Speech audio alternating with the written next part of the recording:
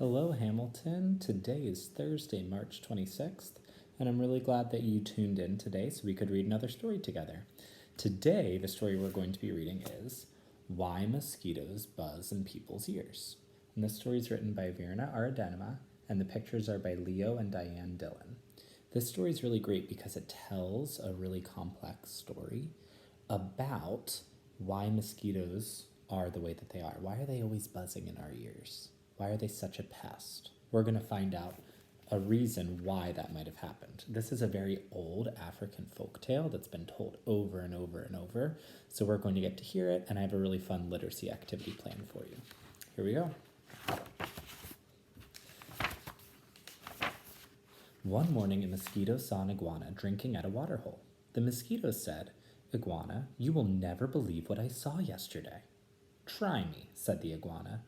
The mosquito said, "I saw a farmer digging yams that were almost as big as I am." "What's a mosquito compared to a yam?" snapped the iguana grumpily. "I would rather be deaf than listen to such nonsense." Then he stuck 2 sticks in his ears and went off, meck, meck, meck, through the reeds. So the mosquito started telling silly things to the iguana, making things up. The iguana said, "I don't want to listen to that," and put sticks in his ears so he didn't have to listen to him. The iguana was still grumbling to himself when he happened to pass by a python. The big snake raised his head and said, "Good morning, iguana." The iguana did not answer, but lumbered on, bobbing his head, bada-bim, bada-bim. "Now why won't he speak to me?" said the python to himself. "Iguana must be angry about something. I'm afraid he is plotting some mischief against me." He began looking for somewhere to hide. The first likely place he found was a rabbit hole, and in it he went, wassoo, wassoo, wassoo. When the rabbit saw the big snake coming into her burrow, she was terrified. She scurried out through her back way and bounded, crick, crick, crick, across a clearing. So if you're thinking about everything that's happening in order so far, first the mosquito made something up, right? Iguana put sticks in his ears. Then the iguana didn't hear the python talking to him. So the python thought, "Oh, the iguana's going to do something mean to me." So he went into a rabbit hole. The rabbit thought, "Oh, the python's coming to eat me." So the rabbit shot out. Do you see how all of these events are connected to each other? So it's kind of talking about cause and effect. One thing is causing the next thing to happen, and we're seeing all these effects, all because they're not communicating the right way. A crow saw the rabbit running for her life. He flew into the forest, crying, "Caw, caw, caw." It was his duty to spread the alarm in case of danger. A monkey heard the crow. He was sure that some dangerous beast was prowling near. He began screeching and leaping, keely-weely, through the trees to help warn the other animals. As the monkey was crashing through the treetops, he happened to land on a dead limb. It broke and fell in an owl's nest, killing one of the baby owlets. Oh my goodness. So the bunny ran out, the crow saw the bunny, the crow startled the monkey, who started screaming and broke a branch, and it fell on top of one of the baby owlets. Oh, what a big problem. It just keeps getting bigger and bigger and bigger. Mother Owl was not at home, for though she usually hunted only in the night, this morning she was still out searching for one more tidbit to satisfy her hungry babies. When she returned to the nest, she found one of them dead. Her other children told her that the monkey had done it. All that day and all that night she sat in her tree, so sad, so sad, so sad. Now it was Mother Owl who woke the sun each day, so that the dawn could come, but this time, when she should have hooted for the sun, she did not do it. The night grew longer and longer and longer.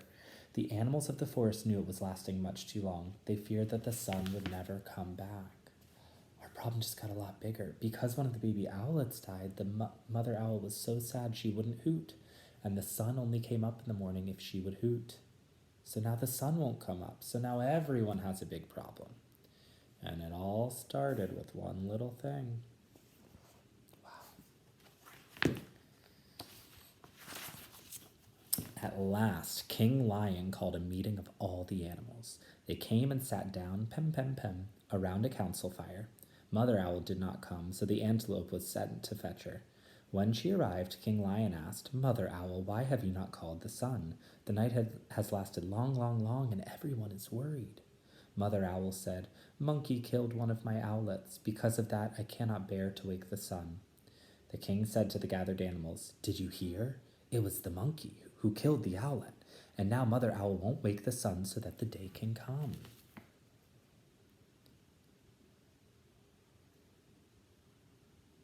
Poor Mother Owl. Then King Lion called the monkey. He came before him nervously, glancing from side to side. "Rim, rim, rim." "Monkey," said the king, "why did you kill one of Mother Owl's babies?" "Oh, king," said the monkey, "it was the crow's fault. He was cawing and calling to warn us of danger, and I went leaping through the trees to help. A limb broke under me and it fell, on the owl's nest." The king said to the council, "So it was the crow who alarmed the monkey, who killed the owlet, and now Mother Owl won't wake the sun so that the day can come." And you can see the authors, or the illustrators illustrated what the author's saying. The monkey's telling the story that it was the crows, and it shows the crows over here. Just like Mother Owl said, it was the monkey, and it shows a picture of what she imagined happened to one of her baby owlets, even though that's not what happened. Then the king called for the crow. The big bird came flapping up. He said, "King Lion, it was the rabbit's fault. I saw her running for her life in the daytime. Wasn't that reason enough to spread an alarm?" The king nodded his head and said to the council, "So it was the rabbit who startled the crow, who alarmed the monkey, who killed the owlet, and now Mother Owl won't wake the sun so that the day can come." See, Crow's describing what he thinks happened. It's the bunny. Who do you think they're going to call next? Yeah. The king lion called the rabbit. The timid little creature stood before him, one trembling paw drawn up uncertainly. "Rabbit," cried the king, "why did you break a law of nature and go running, running, running in the daytime?" "Oh, king," said the rabbit, "it was the python's fault. I was in my house, minding my own business, when that big snake came in and chased me out." The king said to the council, "So, it was the python who scared the rabbit, who startled the crow, who alarmed the monkey, who killed the owlet, and now Mother Owl won't wake the sun so that the day can come." Do you see how we're kind of working our way back through the story, and now we're listing all of the events in order, all of the things that cause the next thing to happen. King Lion called the python, who came slithering wasu wasu past the other animals. "But king," he cried, "it was the iguana's fault. He wouldn't speak to me, and I thought he was plotting some mischief against me. When I crawled into the rabbit's hole, I was only trying to hide." The king said to the council, "So, here we go. It was the iguana who frightened the python, who scared the rabbit, who startled the crow, who alarmed the monkey, who killed the owlet, and now Mother Owl won't wake the sun so that the day can come." Here's what he imagined with the iguana. Now the iguana was not at the meeting, for he had not heard the summons, because he still had sticks in his ears. The antelope was sent to fetch him.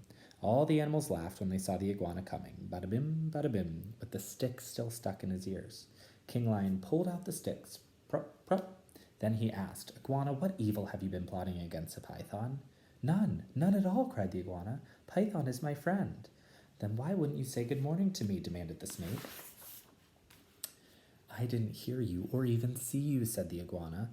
"Mosquito told me such a big lie, I couldn't bear to listen to it, so I put sticks in my ears." "Yes," said the iguana. "Oh, nee," laughed the lion. "So that's why you had sticks in your ears?" "Yes," said the iguana. "It was the mosquito's fault." King Lion said to the council, "So it was the mosquito who annoyed the iguana, who frightened the python, who scared the rabbit, who startled the crow, who alarmed the monkey, who killed the owlet, and now Mother Owl won't wake the sun so that the day will come." Do you see how all of it traces back to that pesky mosquito? "Punish the mosquito! Punish the mosquito!" cried all the animals. When Mother Owl heard that, she was satisfied. She turned her head toward the east and hooted, "Hoo, hoo, hoo," and the sun came up.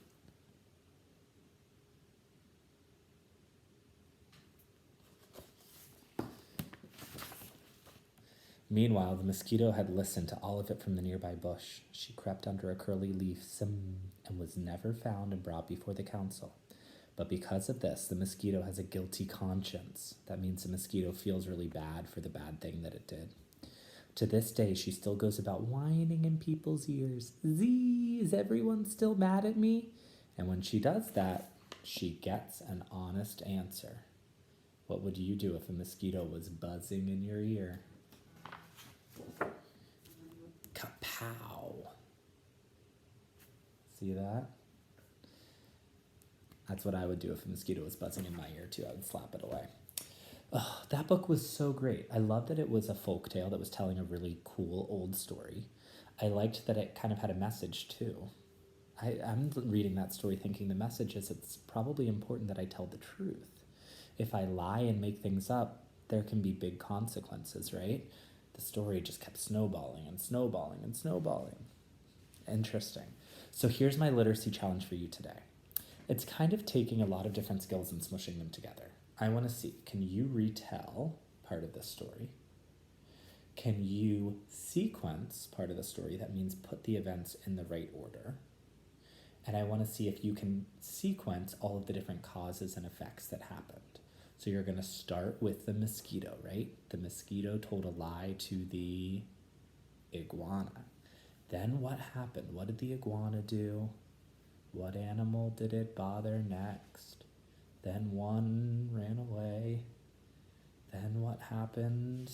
There was the crow, right? Then they saw another animal who started screaming, fell, and then what happened? And the sun wouldn't. All those different things. I want to see if you can put those in the right order, okay? I love for you to try and use some sequencing words like first, then, after that, next, secondly, finally, meanwhile. Those might be some good sequence words you could use. If you need to go back and listen to the story again, that's fine. It's on video, so it's an easy way for you to do that and get to hear parts of the story again if you forget anything. I hope you have a great time doing this literacy challenge. Know that everyone here at Hamilton misses you so much, and I'm excited to tune in with you again on Friday, and we'll do another story. All right, have a great day, Hamilton. Bye-bye.